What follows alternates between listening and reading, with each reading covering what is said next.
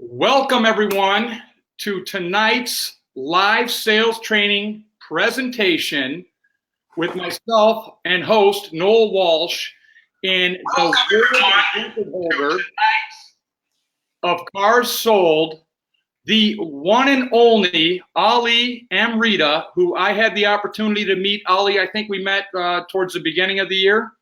Yeah, absolutely, man. Hey, pleasure to be here, buddy.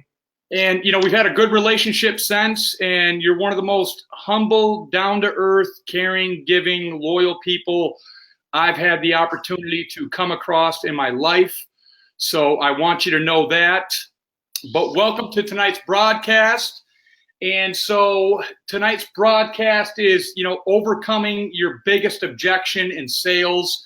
And really, I always compare sales, life, and business as the same, right? Because we're going to deal with objections in all that. Yeah. When we're selling, when we work somewhere, we're going to have objections with our coworkers, our staff, our managers, different things of that nature. But Ali Reda, if you don't know who he is, he sold 1,582 cars last year. That's it. He could have pushed himself a little harder, but he broke the record by over 150, I believe. Yeah, it was 1,425. So it was 1,530 new versus 1,425 new. So 105 new plus your 52 pre-owned. Yeah. And so you have a similar mentality as I did in sales, but also Joe Girard, whose record you beat, to where he only wanted the new cars because they've got a warranty. Your service shop your shop can service them. Yeah. But so we've got a great presentation coming to you tonight. Normally we do it on Tuesday, but as you could imagine, Ali has a busy schedule. So he had Wednesday open, and guess what? When the champ, the record holder, has his open, you take it, right? Oh, that's awesome. Captivate every opportunity. I am humbled, man. I am so happy to be here. Thank you again for this opportunity, man. Always a good time. Always fun with you, Noel. I appreciate you, buddy. Thank you. I appreciate you, and I love you like a brother. And this is our third presentation, our third broadcast, and you always bring fire, and everybody always loves what you have to say, and they gain so much from it. So with that being said, let's get to the nuts and bolts. This is all about you tonight, Ali. And the first question I would ask you is, who were your biggest sales influences? Man, influence is good because there is a couple. Early on when I first started, I was very blessed to work next to a guy named Jerry Turfey. And he was, he was the man at the dealership. I mean, this guy, I started and I hear his name getting paged every 2 seconds. I'm like, man, who is this guy? I got to go find out who he is. And I kind of knew him from the community already, but, I didn't know him as a person. And, I just started watching him, hanging around his office a little bit and kind of seeing, the things that he was doing and why people were coming in just to see him. And, he was in this relationship type selling. And I was very fortunate and blessed to be in that environment where I was able to kind of witness this firsthand. And, I'd hear some of his conversations and they weren't so much about cars, they were more about, they were laughing all the time. They'd always have fun in his office. They, it was just joking. And, so I kind of gravitated towards him. And the guy's just a super, super wonderful guy and kind of, showed me the ropes and was always pleasant to me. And office was always open. And, I'm kind of feel like I'm passing that forward now. I think that, what he has done for me, I'm kind of putting myself out there to do for others. And, I never forgot that. So that I was very fortunate to kind of have that, start to the business. And, of course, later on in my career, Scott Montgomery, my manager at Les Stanford, who really helped take me to the next level because this guy really believed in who I was and what I was trying to do and kind of gave me the authority to do a lot of things that a lot of dealerships won't allow you to do. Right? I mean, sometimes you're handcuffed as a salesperson and they only allow you to do so much. So he really believed in me and allowed me to grow. And and last but not least, of course, my good friend Damien, who, has a big influence, and not so much for business wise, more for personal life lessons, who has made me aware of what's possible in this business. And I think that's where the mind shift kind of came into play, when I started realizing, what was possible, and what the potential was. And, everything is limitless. There was no limit to what I can accomplish. And, he'd tell me stories about guys doing certain things out there, and girls doing certain things out there. And I says, hey, somebody's doing it. Why can't I? So he made me a believer, and that's when things started changing. Awesome. That's a great story. I've actually been to one of Damian Boudreaux's workshops, and he does a great job. He's a very neat guy. He's got a lot of neat stories, and it came from Bob Moore. That's probably how he got into your store, was through Bob. I love Robert. Awesome. Yeah. Awesome. Yeah. Bob brought everybody to the top that's in my line of work. So he really did. Guy's a legend. Yeah, he is. My dad saw Grant Cardone. He saw Jackie Cooper. He saw all these guys. And, his favorite was Jackie Cooper. But, Bob Moore kind of brought all those guys into the scene, and people don't know that. But he was kind of like that starting point. So great point there. I loved what you said. I learned the same thing when I really became mature, because we started selling about the same time. I started selling November of 2000. And you started, I think, in 2001. Yeah, like around June 2001. Yeah, and so I was a little younger. So first I, arrogant, hot-headed, thought I knew it all. I came out like a ball of fire my first year for me and my income. But really, like my third and a half, fourth year in, I did what you said. I just started watching these guys who put up 25, 30, 35 cars consistently every month. And like you said, it's about the relationship. It's, and one of my other influences was a guy who really pushed me to the next level when I switched to another dealership. It was Rich Kenya. And the first thing he'd always ask is, how's the family? Yeah. And he just owned them like right there, because people love talking about their family. Yeah, it's personal. You're taking the business transaction out of it completely. So when you do that, people are more relaxed, and people love talking about their favorite subject, which is them. Right? I mean, that's, kind of what they like to talk about. And if you're sincere about it, and you really do care, they're going to feed off of that. And then right away, it kind of relaxes the whole mood. Everything in your office, everything around you. I always laugh and joke with people. And if they say something that's kind of like a stressful situation, I'm like, hey, hold on. This is a stress-free zone. So that is not allowed in my office. So let's eliminate that right now. Kind of gets them, back in the mood of not being nervous. And customers are nervous too when they come in. Of course. I mean, they're nervous. They don't know what to expect. I mean, so there's a lot of ways to kind of calm that down and get real good energy in your office. No, I like that. Great share. And so I think we've got like 14 questions, and I've got my amazing wife right here with me. So if any of you are shooting questions in, she's going to write some down and bring them over to me, because I've learned doing all these broadcasts where I try and pay attention to the comments and to the content. My mind can get distracted. I always tell people I could do like 3 things at once when I was up until like 35.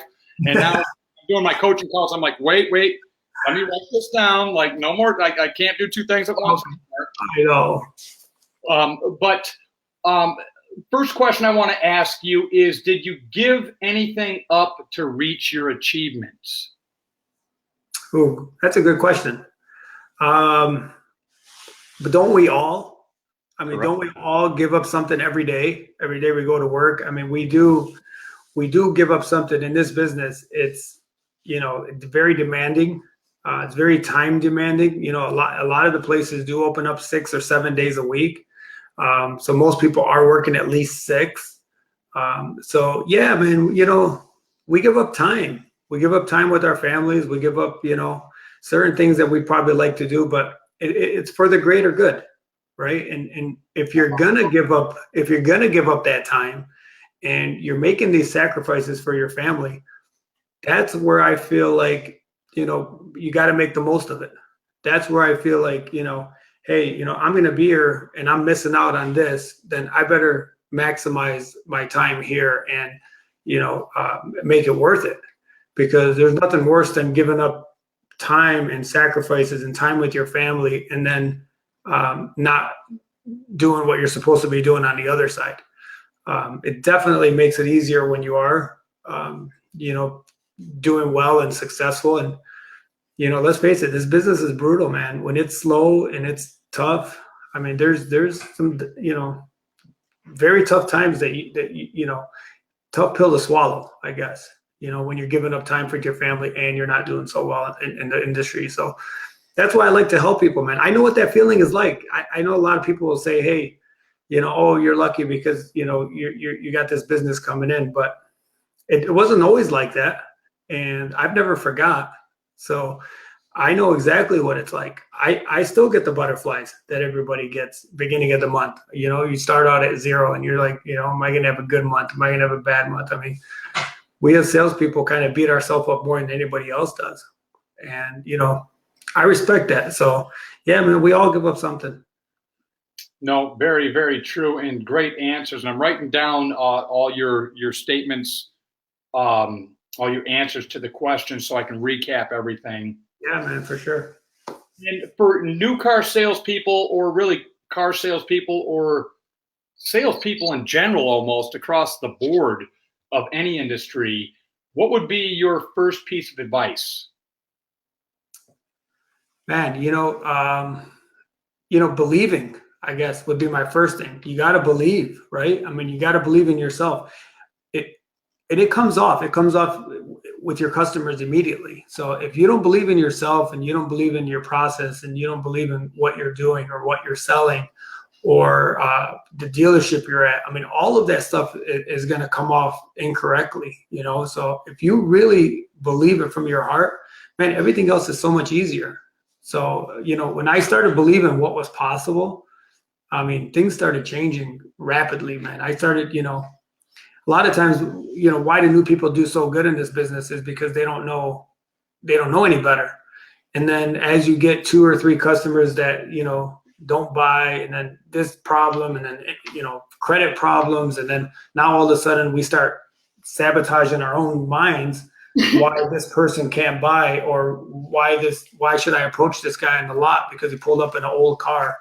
And because we start believing the opposite. We start believing that, it's a waste of time. You got to get that out of your mind, man. I don't think about that at all. I believe in myself. I believe what I have to offer, and I'm very confident in that. And that kind of comes off. So, believing in yourself is huge, huge. No, I read an article the other day that portrays to that, and it stated that 80% of humans, of people across the world, lack the proper confidence. So they're drawn to people with confidence. Yeah. And like you said, too, when you're confident, you hold yourself as a professional. And I always, talk about being that sought-out go-to person that, hey, if I call Ollie, I know he can get the job done. Right. Right. I know if I bring up Ollie or I go see him, he'll get the job done. If I send somebody to Ollie, he'll get the job done. So it's really about having that confidence. Like you said, too, you got to believe in yourself, the process, where you work, your product. And when you believe in that and you're able to portray that, your customers will really accept that and want to be a part of that. Yeah, I mean, most of my referrals that come in, that's the first thing they say is so-and-so told me that, you're going to get this done and you're the person to talk to and you're the only person that can handle my situation. Many times I hear that because, that other person just told them everything about me, just sold them on everything and they come in literally, I mean, they're just coming and they just spill everything right out. And right. It's so much easier when you kind of get the truth out of somebody from the beginning. And even if they've been to 4 dealerships, they're like, listen, I've been to 4 dealerships. This person said, I need to come see you. And they said, don't do anything else until you tell me what to do. And all of a sudden, I'm in control of that whole situation because of somebody else selling them on me, right? And rightfully so. I mean, they're not doing it for any monetary reasons. I don't pay people for that. So, right. You don't get referrals, but they know everybody likes having that go-to person. Hey, I want to get my house redecorated. I know a girl. Yeah. Oh, and then once you do your job and you put them in the car and they're extremely happy, man, that person that sent them to you is like on cloud 9 because they're like, man, I sent you to this person and he pulled through, and now they feel like they're the man and they're the woman that kind of connected this whole thing. And that person calls them back and says, you were right, man, this guy's awesome, he did everything I wanted. And so it just snowballs, right? And it keeps going. The next time that person's going to send somebody, believe me, they're going to make sure that that person comes and sees you because it makes them look good, right? And the opposite, if you don't do your job and you don't do what you're supposed to do, and you try to take advantage of somebody, or you don't respect somebody that comes in there, they're going to feed that other person right back, and that'll be the last referral you get from that person because you just made them look bad. So they're not getting anything out of it. They're just saying, hey, this is the go-to guy. This is the guy you need to go see. You got to keep that conscience of all that stuff, man. Being aware of every single thing that happens it's so key. Just don't blow it off like nothing.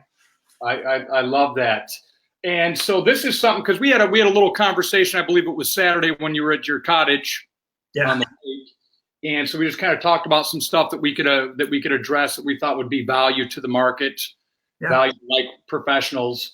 And, this is where I bet you just slay everybody is, how does Ali and Reda look at the clock? That's good. I like to ask the question right back. How does everybody else look at the clock, right? I mean, I get there's two ways of looking at it. So let's say it's 4 o'clock and you close at 6. So I know a lot of salespeople, and I know you're anxious to get home and back to this whole thing of what we're giving up, from the beginning. What are your sacrifices? So if I look at my clock and I say, oh my God, it's 4 o'clock. Most salespeople are going to look at it and say, it's 4 o'clock. Yes, 2 more hours until I get to go home. And that's what they're excited about. So they really, in your mind, you really just dismissed that last 2 hours. It's basically like when people say the phrase of vacation mode. You're going on vacation on Friday, you start on Tuesday, you're in vacation mode. That's the same type of deal. You got to get that out of your mind. If I look at the clock personally and I see it's 4 o'clock and I say, oh, wow, I only got 2 hours left. So that is the difference. So how you're perceiving the time makes a difference in how productive you're going to be in the day. If I'm fighting the clock all day long and I'm saying, okay, I got to get this done, I got to get this done because I'm running out of time. Keep in mind, we both got the same 24 hours, right? I don't get any more time than anybody else. So, it's how you're looking at it. It makes a big difference in your day, huge. So if you're saying it's 3 o'clock, I got 3 hours, or 4 o'clock, I got 2 hours to go, your day is done. You might as well get in your car and go home because your day is pretty much done anyways. Because if somebody walks in at 5, you're going to be like, man, I can't waste my next hour. I'm going to go home. I might get stuck here for 10 or 15 minutes after work or something. So I know it goes back to the first thing about sacrificing and you want to see your family. But again, you're there to do a job for your family. So, think about those sacrifices you're making. It's the greater good, but that's how I look at the clock. No, and I love that. And we kind of address that. And that is very true because you're right. Probably 95% of salespeople are like, good, I've only got 2 hours left. I can stop by here and get some lotto tickets and a 6-pack, and then I can go home and watch Netflix or the game. Right. And another step, I'll tell you, if a sales manager at 9 o'clock in the morning says, I'm going to let 3 people go home today, right now, and there's 25 people in the room, how many people will raise their hand to go home? 21.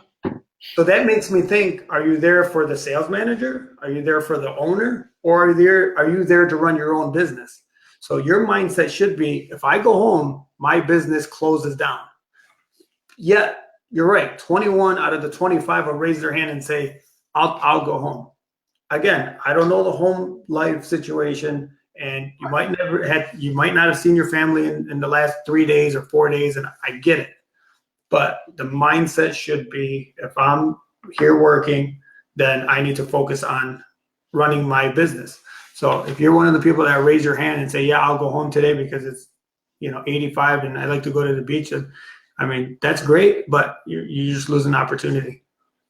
No, very, very good statement there. And, this is going to be a powerful one, but how did you get to where you are today? Now, you stated some of this in your first answer about your influences, but really, what steps, processes, procedures, systems have you done to really take the Ollie M. Reda to the next level to become the world record holder?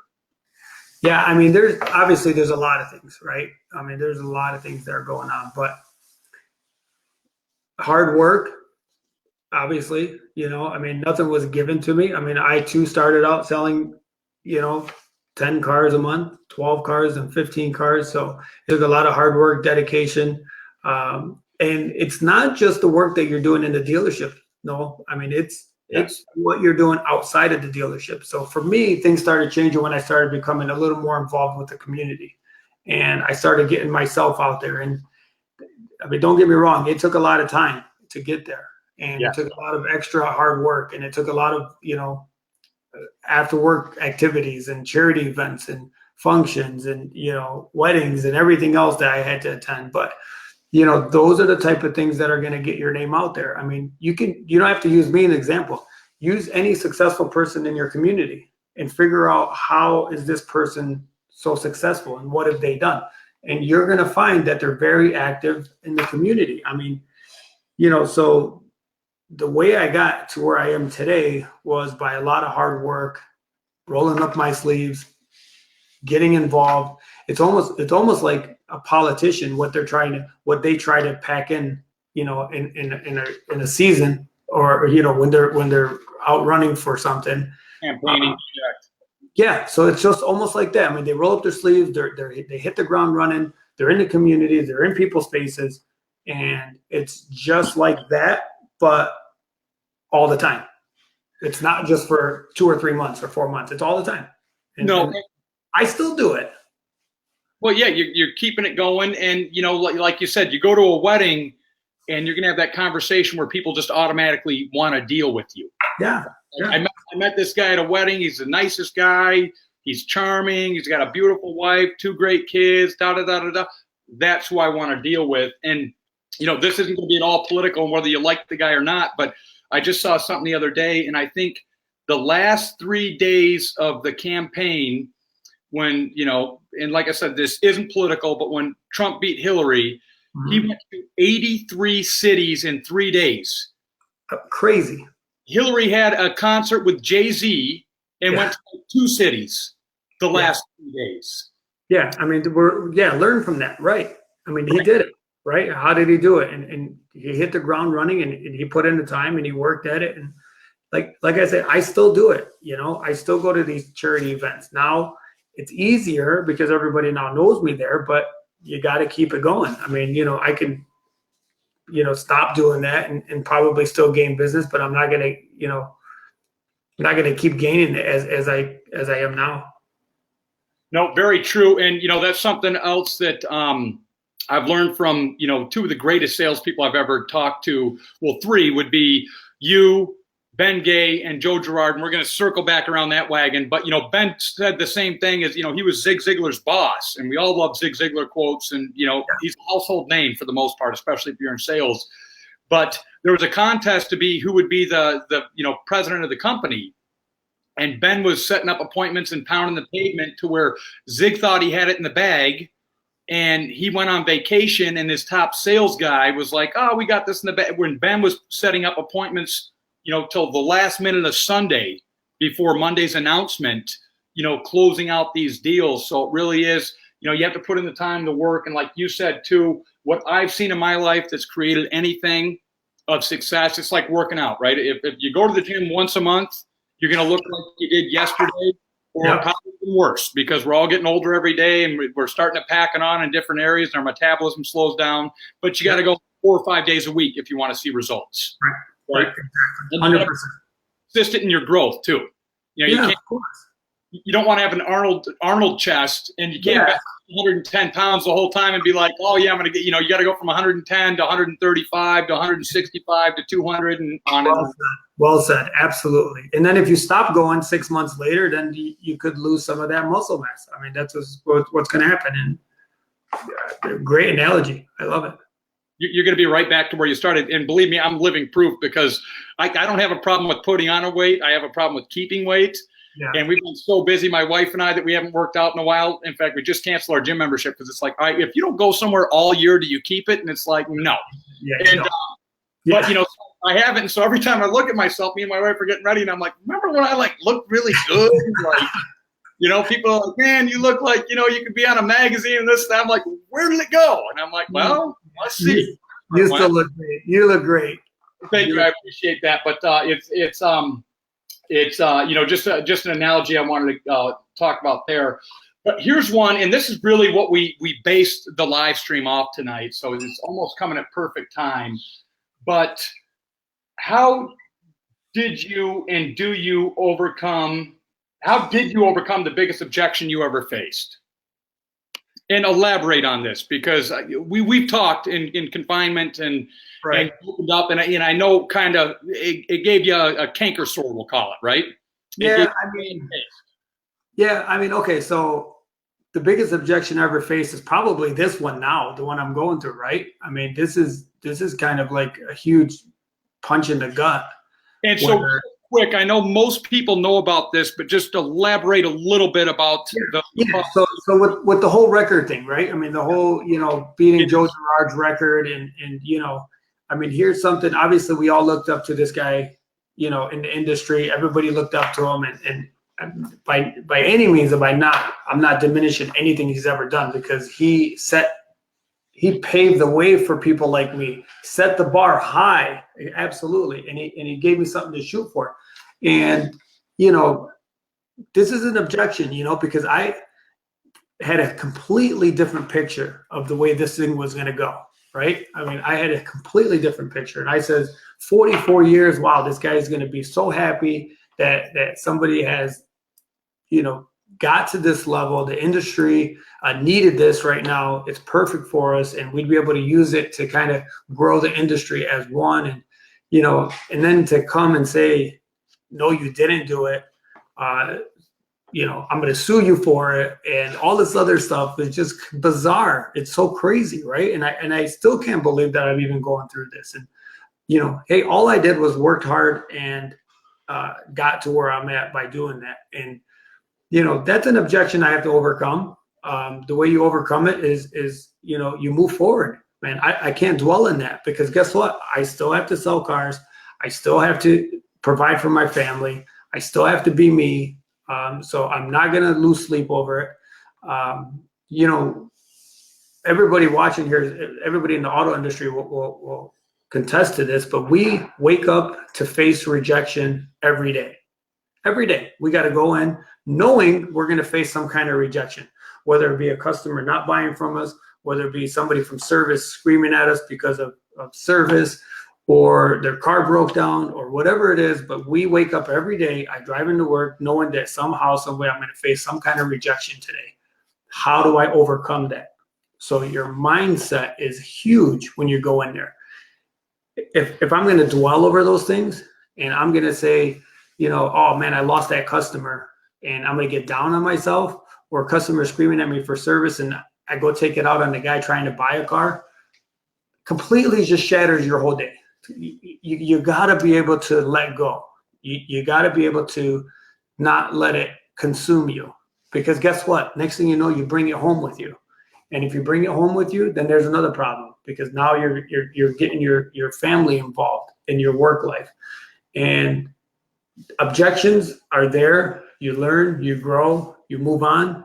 But you will never, ever see me dwelling over something like that. I mean, even this one here, I mean, this is probably as big as I could have imagined that I'm going to have to face. And I'm getting sued over it, right? I mean, I got to go through a lawsuit, and I thought I was going to get an award.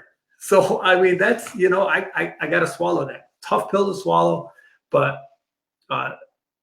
good is going to come out of it in the end. I really do believe that. and I have mixed emotions, but I'm almost going to say that I'm happy now that it did go this way, because it's opened up a lot of eyes. It's opened up a lot of good things for our industry. Let's face it, the Guinness thing is cool. And it's cool. That's it. That's about the extent of it. I wasn't trying to travel the world to say I'm in the Guinness book and I'm trying to profit from it. It was just cool. The rest of this movement and the way our industry has came together, and let's use this as a platform to open up eyes on our industry, to let people know that, hey, the industry has evolved, and so have salespeople. We've evolved, and somehow, some way, I'd like to change. And I don't know how we can do this, and I don't want to get too far off of the subject, but somehow, some way, this might help us face these rejections that people put on us. Maybe removing this salesman, the word salesman, maybe removing that. I was thinking back at it, Noel, and I'm thinking, okay, a realtor is not called a salesman, right? He's called an agent. A mortgage rep is called a representative. A financial advisor is called an advisor. So this title, salesman title, is now starting to grow my mind to say, that's why people are looking at us like this, because they think that we're trying to sell them on something all the time. They think we're trying to take advantage of them. So I don't know, maybe we need to be, sales advisors. Maybe that we need to change it, change it to sales advisors from now on. I think I'm going to put that on my card, actually.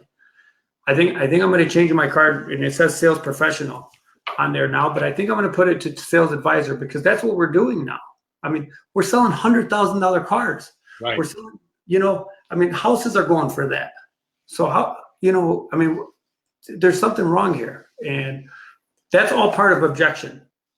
And I think that's where people are getting misled. And I think that's where that whole stigma of salespeople came from. And I don't know, maybe we'll start a movement and change it. You and I right now. Yeah. Hey, you know what? Anytime you put something out there, what did I say the other day, Sarah? It was, there's power in all your actions. And I can't remember what video I heard that from, because I'll listen to videos and I'll be working multiple devices. I always want to get more content. And it's like, anytime you take action, it will create power, and it will create a movement, right? Yeah. And it will create a force. And so, well said. And we all know, every time, Ali, this is our third episode. Once again, we're talking about, the biggest objections that you've ever faced. And Ali only gets more professional and better every day. And overcome it quick and move on. I love it. And are you given the freedom to work your own deals at your dealership? Yeah. Again, back to what I was talking about, Scott Montgomery. They gave me the power, I guess, the ability to work my own deals, because I kind of laid it out and said, listen, for me to be successful, this is what I need, and this is what I need to grow to the next level. And just like any business, every time I hit a new level, my process would change, and I would need more and more and more responsibilities on my own. The more a salesperson can handle on their own, the faster and more efficient you're going to become. So I needed to be able to do everything. I needed it from A to Z. And, dealers are reluctant, man. They're not going to do that for everybody. But once you're proving yourself, once you get to that 30, 25, 30 cars, they should be giving you a little bit more freedom to do the things that, are going to help you grow. So I handle the deal from A to Z. I mean, I handle it from, nobody else really sees my customers. We do have F&I department, but I do my own F&I. So I do my own finance, pretty much the credit application. I call the bank. I have my own, analyst at the bank. So I'm pretty much, running everything myself. And, if I need the finance department, they're there. But for the most part, everything is done by myself. And I handle numbers and everything. I mean, payments and figures and interest rates and everything. That's great, and you're very true on that, because I worked at two dealerships, both Ford dealerships, and the first dealership, I didn't have as much freedom and reign to do what I wanted. And then when I went to Varsity, their philosophy is we only hire the best because we expect the best. Now, they obviously don't have the very best because he's sitting right here right now. We're all good. We're all the best. But they are Stampers, actually. So they're cousins of the dealership. Yeah, they are. They are. Yes, yes. So, but their philosophy is we only hire the best because we expect the best. And they really gave you the freedom. And you're exactly right, because that's what helps me in my training now is I did all my, not sold, but presented, right. Advised my clients on the right aftermarket products. Yeah, well, I'm used. See, I learned from the best. It's working. It's working already. I love it. It's working already. So, so I would advise them on what aftermarket products I knew they were interested in through listening and identifying, and then also what F&I ancillary products that would really be a benefit for them. Obviously, if they're rolling over negative equity and not putting any money down and taking a long term, we want them to have gap insurance. Correct?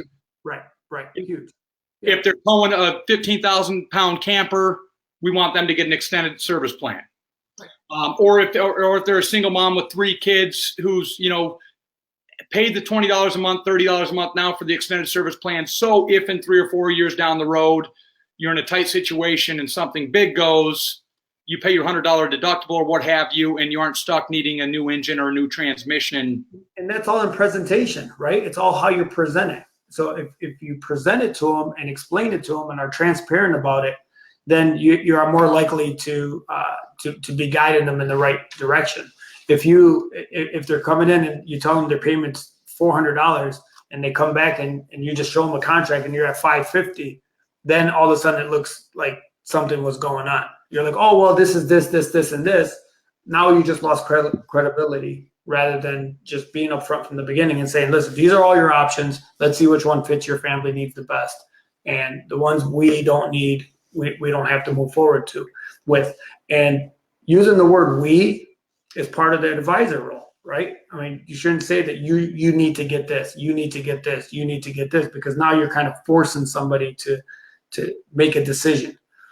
You suggest it and say, I think we should look at this. And so it's how you're wording things, going back to being aware of what you're doing and what you're saying. And sometimes you'll say something and you'll catch it and you'll be like, wow, that actually sounded really good. Write it down so you don't forget, And then sometimes you say something and you feel like it sounded really stupid. It probably did. So write that down and try not to say it again.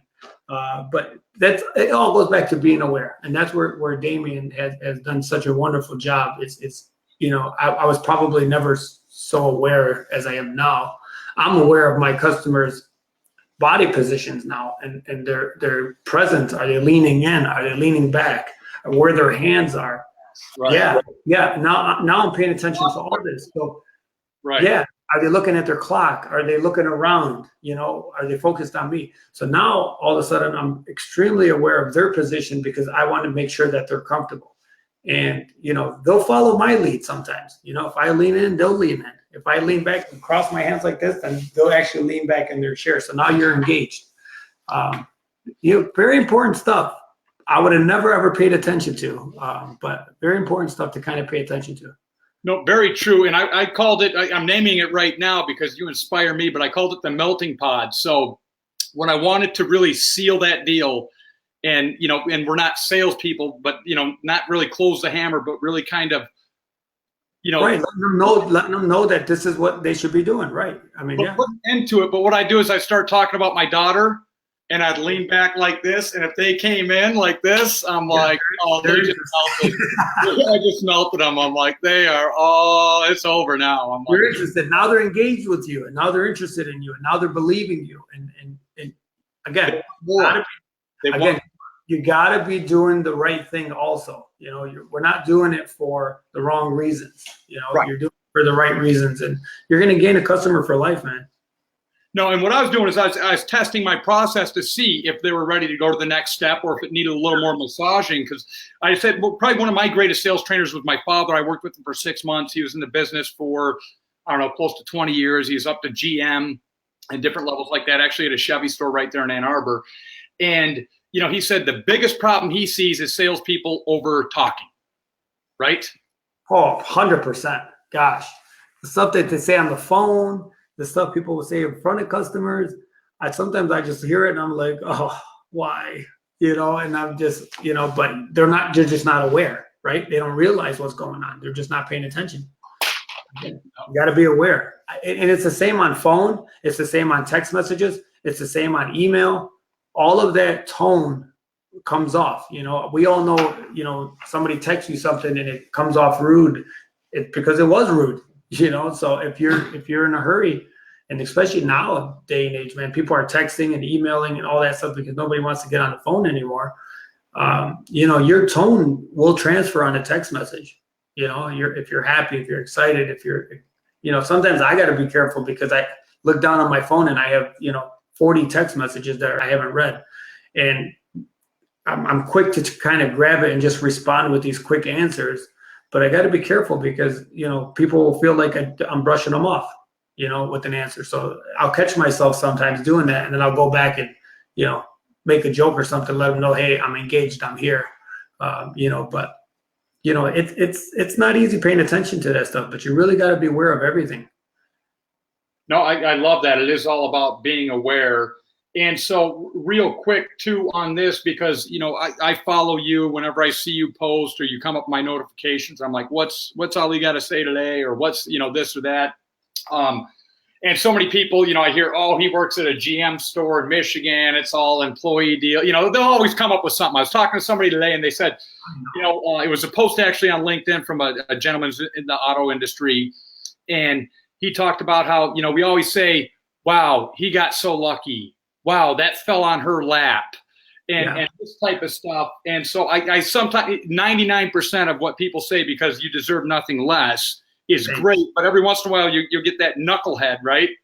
And he's not aware, right? He's not aware. I know. Yeah, you're right. He's not aware. He's not. Right, and he doesn't have the right tone in his response or what have you. I know. And I try to avoid that. I even try to avoid just responding to them because it's so much. It's so time consuming. You're never going to change that person that's like that.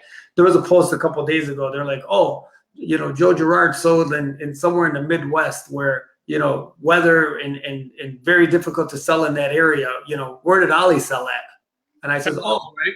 If that's funny, I go, oh, I'm glad you asked. I'm right down the street from him with the same brand, and that's what he said. He goes, and that was the last I heard of him. He never replied again, Right. Like, said that. Joe's like 20 minutes from me. Right. Yeah. So that's funny. Yeah, he's on Jefferson, you're in Dearborn, and it's 15, 20-minute drive. And 15, 20 minutes away from me. Right. That's one thing I'll tell you that I am upset about him is he came out with this whole thing, was so upset and all this stuff and didn't believe it, yet he's 15 or 20 minutes away. He should have at least at some point drove into the dealership, came in there and just to see if I was real. Just come in, just watch. If he watched for 5 or 10 minutes, you'd probably understand, and he probably wouldn't have went through this whole mess. But that's one thing I think he made a mistake at. He should have just came in and, came in to see. And I reached out to him 3 or 4 times way before the record and didn't even talk about the record. But, I got nothing. But when that happened, he should have actually came in the dealership at some point. No, that is true. And once again, being aware. But real quick question, because this gentleman here, and I'm having Sarah kind of look at the questions. Good. I don't want to be distracted, but a guy I love like a brother is John Michael Mathis. He puts up 40, 50 cars a month, so he does a good job. And he's at a Chrysler store. And he said he wants to know, what are you on pace for this year? I don't know. Actually, a couple of people asked me that, and I forgot to look.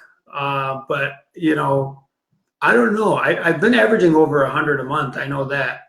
But I don't know exactly what the number is. So I would imagine it's probably, somewhere at 8 or 9. I'm not even sure. I'll look that up though. I've looked that up and see what it is. I never track the numbers, which is funny. A lot of people think that, I kind of know where I'm at. I don't even know what I sold for the month until maybe 3-4 days after the month is over. Because I don't even, I have no idea. I could tell if it's an 80 car month or if it's a 140 car month just by how busy you were, how busy I am. And I can feel it. I can actually probably feel 80 to 100. But I think this month I'm well over maybe 115 or 120 for August, but I don't know for the year. I like that. You don't look at the numbers constantly, but just by your process and your busyness, you're. I mean, I'm just helping people. I just keep helping. I just keep helping as many people as I can, and just keep the whole thing going. And it's a well-oiled machine, I guess. I mean, it just kind of flows pretty well. And I show up and help as many people as I can. And if I sell 10 cars that day, great. If I sell 4, great. I don't even look at it. Just keep going. Awesome. I love that. And here was another question, and a couple of these came from Stephen Williams, who's at a Chrysler store in Arkansas, and he's a sales manager there. And how many assistants do you have, and what do they do for you? And we've addressed this, I know, but I think some people think that you have like 50 on the front lines fighting for you. So just elaborate about that and the process. Yeah, good question, Stephen. Yeah, man, I have 2 assistants, and I have a secretary who's secretary or assistant. She handles all my paperwork. I don't fill out deal jackets anymore. And everybody knows the busier you get, the sloppier your handwriting gets. And I have very sloppy handwriting nowadays because I'm so busy. So now I think there's certain letters that don't belong in words. So I just don't even write them anymore. As you get busy, you just don't have time, right? So I do take a lot of notes, and she's the only one that can read my handwriting now. Because I got to go to her and say, hey, what did I write here? And she's the only one that can read it. So she's wonderful, man. She pretty much handles everything. She fills out the deal jackets, makes sure, insurance is in there. She makes sure that, everything is where it's supposed to be. And she takes a lot off of my plate. So, but she doesn't sell. She doesn't sell anything, but my customers absolutely love her. Now they come and see her, which is good. And now they understand that I'm so busy. So if they have little questions like billing questions or service questions, they'll actually just come in, they wave at me, and then they go see her. So, which is really cool because now I'm frees up a little bit of my time. And Sam, who is I like to call my young legs. He pretty much, was the young guy the young Ali Reda that used to run around the parking lot. I'm 45 years old, man. I can't run around, the parking lot. And the way our dealership is, we're on Michigan Avenue, and we have a Chevy building on one side and a Cadillac building on the other side, and behind that is service. So to get somebody to service, you got to cross Michigan Avenue, go behind the Cadillac store. So it's not like right where I'm at. So sometimes I need to grab a Cadillac. So he's my young legs, man. He'll go grab a car, pull up a car, put a license plate on. Now I got him setting up Bluetooth and some of the basics of the car. So again, 20-year-old, 21-year-old young man who, he doesn't sell, but he's tech savvy and he can do everything else. So, and that's it. Those are the 2 that I have, and only I sell. So, I mean, it's all one-on-one sales. So I'm pretty much doing everything from the beginning, and, but we have a really good process. It's pretty fast. It's very efficient, but never rushed. Never, ever rushed. I love that. And you say all the right words. We're going to have to get you in office one day. You always know what to say. It's only the truth. That's it.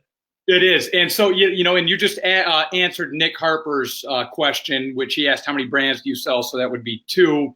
Yeah. Another one here, Yomar Jose Perez, I'm not going to say the other name there because I don't want to chop it up. He asked, how's your CSI? Oh, man, it's through the roof, man. It's up there. I think out of 4, the way they rate it with GM, I mean, I'm at, 396 or 397. And, the other ones, I took the cars away from those people. I'm just kidding. I don't know. Maybe they got their car was dirty or something. I don't know why I don't have a 4.0, but I got to figure that one out. But I think it's like 3.9 or something. Yeah. Very impressive, especially at the numbers you're doing. And you're always going to have somebody who's not.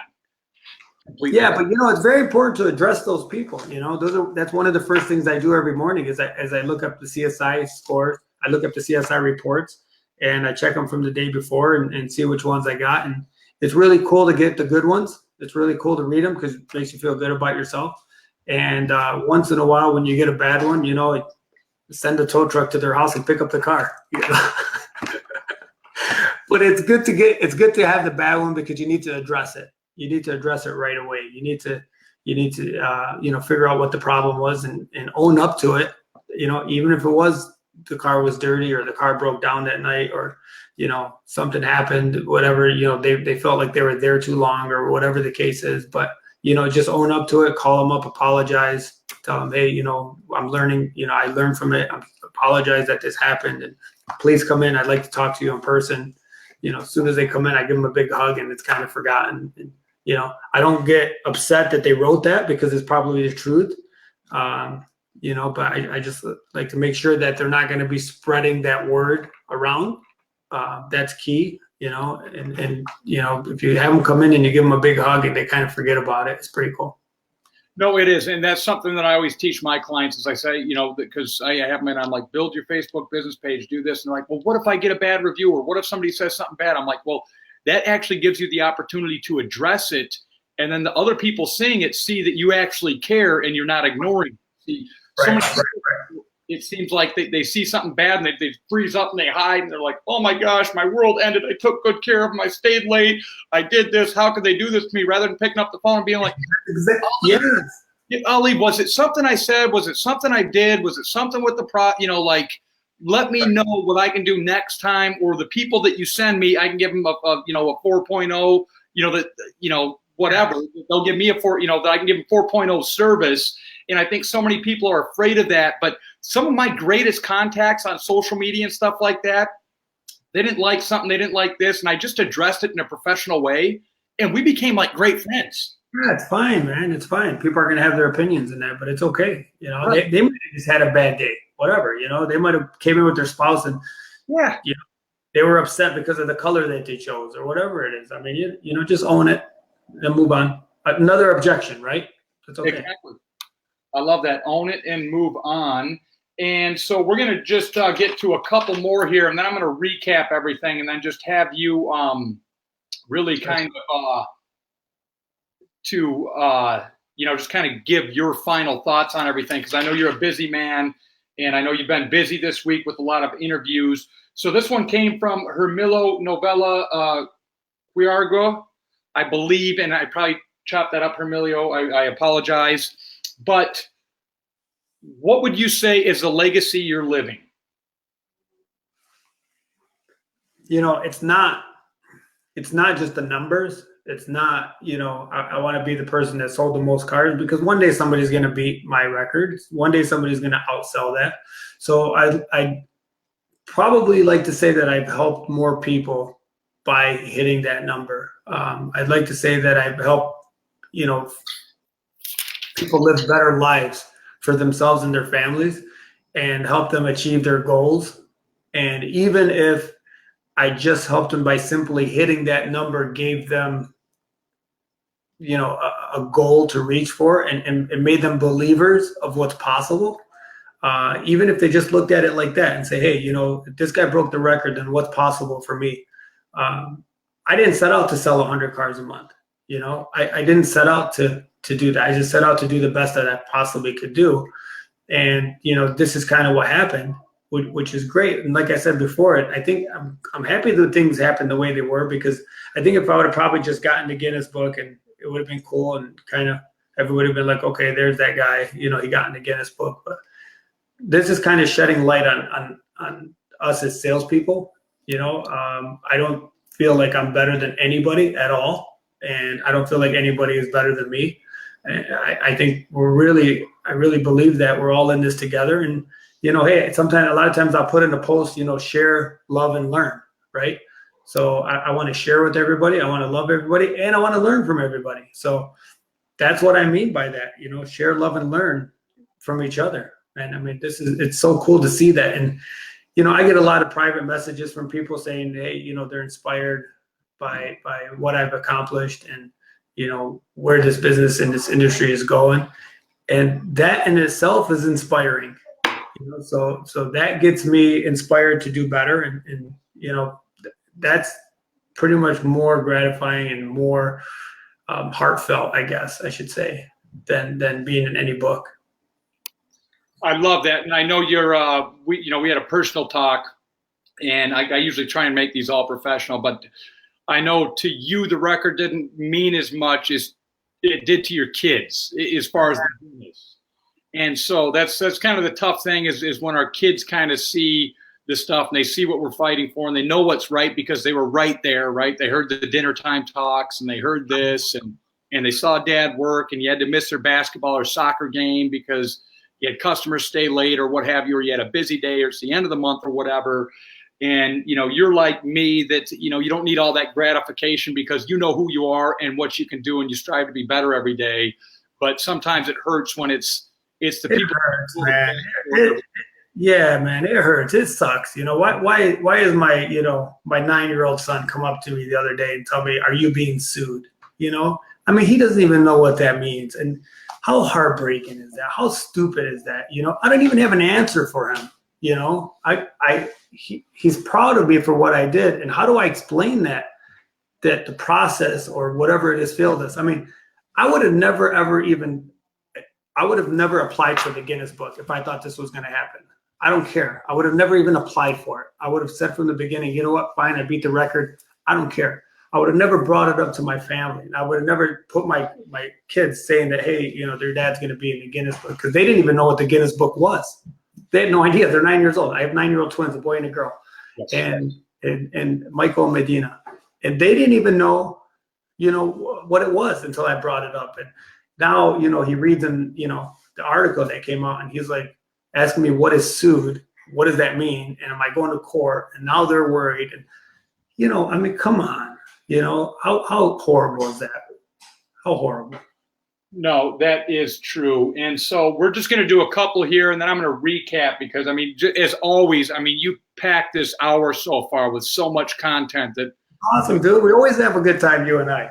We do, man. You just made people, they follow what you're saying in this and they watch it 2, 3, 4 times in a row. They'll make millions off of just what they learned from this, from you.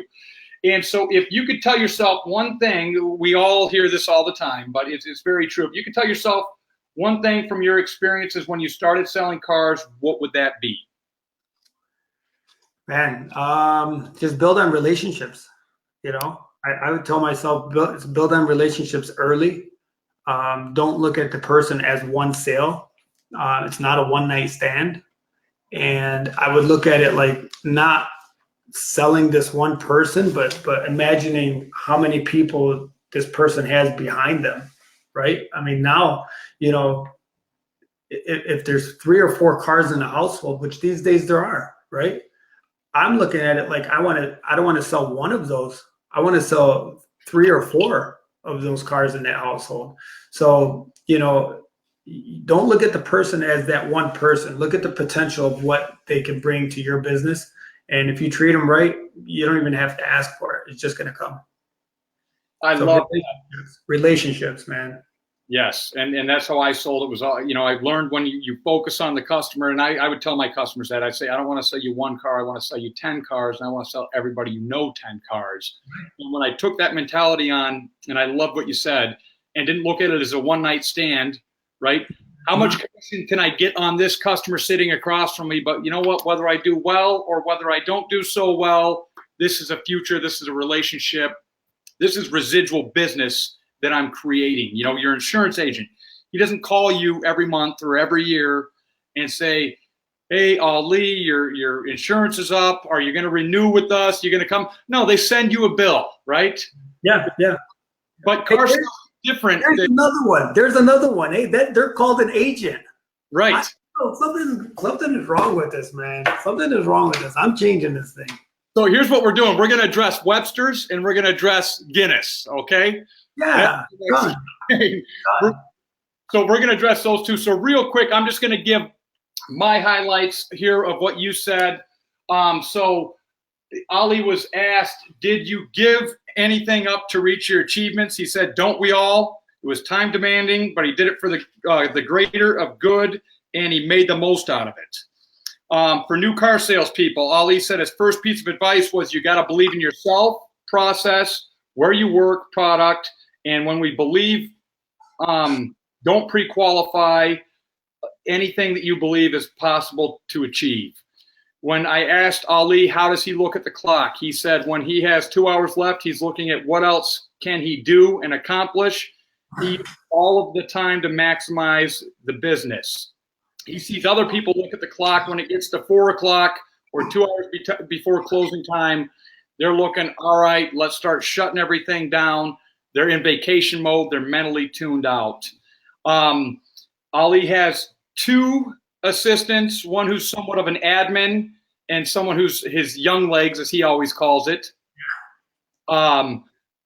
He does have the freedom to work his own deals, and that came from one of his biggest influences, Scott Montgomery, who was his manager, and he gave Ali the power to do everything from A to Z, which with having that power, that responsibility, he really was able to grow and learn more. And we had some others on there, but some other ones is, and I'm just going to end it right here because I know it's been about an hour, but don't lose credibility and trust to gain, and don't ever force on others. It's all about relationship selling, and suggest yourself as an advisor, be aware and choose your words wisely. And choosing your words wisely, that is on an email, on a text, on a social media reply, on a phone call, on a meeting. Let your attitude, your mentality really show. And so, Ali, is always, you've been an amazing guest. You brought so much content. There was so much good content that you shared. There was a lot of questions we didn't get to. And I do these with Ben once a month. I know you're busy. But I'd like to try and do one at least every half a year with you, to have you back, just to get everybody freshened up. But I love everything that you have to say. And, just before we close out this live presentation, what would be your how do you want to close it? What would be your advice? And, what is your inspiration and motivation for all those listening who want to go to where they want to grow? Man, I'm going to say share, love, and learn. That's what we're doing with each other. And, people send me their stories about how they've gotten to that next level, being inspired by what I've done. And, man, that is worth more than any book or anything that anybody's ever done. And that keeps me going. So I can't thank everybody in this industry enough for the amount of love and support that they've shown me. And, man, I'm going to continue to love and support our industry and, try to do better for everybody, man. And we're all in this together, man. It's just one pot. Everybody's in it together. I love it. We're all in this together. Share, love, and learn for each other. Yes. Ali, thank you for your time. I want to thank your family for giving you up. The dad who works all the time, at least you got that nice cottage you're good to go to and hopefully relax and a little R&R. Yes. From the grid. You deserve it more than anybody. Always a pleasure. Thank you very much for your time. Thank you, everybody, for joining us this evening. Yes. World record holder, Guinness or not, 1,582 cars, 2017. And what did you do in 2013? I believe you told me you were pretty close, weren't you? You were at 13. 2016, 1325. 1325. So there you go. It's a constant. Before that. Yeah. Constant step forward. Always appreciate you. I love you like a brother, Ali. Thanks for all you bring to the table, and thanks for all you shared with all us, just out of the kindness of your heart. And you truly are an inspiration and motivation to many, and thank you for that. Love you, brother. Love you guys. Thank you, everyone. Thank you, everyone, for joining. As always, have a good night.